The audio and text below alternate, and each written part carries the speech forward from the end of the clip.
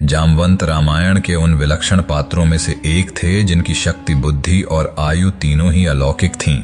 वे केवल एक योद्धा नहीं बल्कि श्री राम के मंत्री, मार्गदर्शक और रणनीतिक सलाहकार भी थे। लंका के युद्ध में उनका पराक्रम अद्भुत था।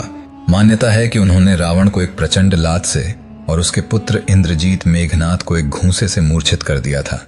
असुरों की विशाल सेना में कोई भी उनके सामने टिकने का साहस नहीं करता था। यही कारण था कि रामायण में उन्होंने कम युद्ध किए, क्योंकि उनके योग्य प्रतिद्वंद्वी ही बहुत कम थे।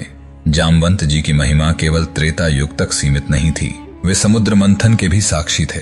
जब देवता और दानव मंदराचल पर्वत को घुमाते घुमाते थक गए, तब जामवंत जी ने अपनी अपार शक्ति से उस कार्य में सहायता की। इतना ही नहीं, जब भगवान विष्णु ने वामन रूप धारण कर तीनों लोकों को नापा, तब जामवंत जी ने अल्प समय में भगवान की कई बार परिक्रमा कर अपनी दिव्य गति और भक्ति का परिचय दिया।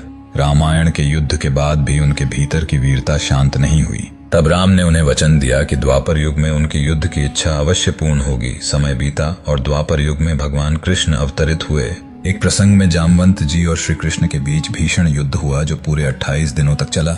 अंततः जब श्री कृष्ण ने उन्हें पराजित किया, तब जामवंत जी ने प्रभु को पहचान लिया। वे भाव विभोर होकर बोले, मैं तो युगों से आपकी प्रतीक्षा कर रहा था। इस प्रकार जामवंत जी केवल बल के प्रतीक नहीं बल्कि अटूट भक्ति, धैर्य और समर्पण के भी आदर्श हैं। उनकी कथा हमें सिखाती है कि सच्ची शक्ति शारीरिक सामर्थ्य से अधिक आत्मिक विश्वास और प्रभु भक्ति में निहित होती है।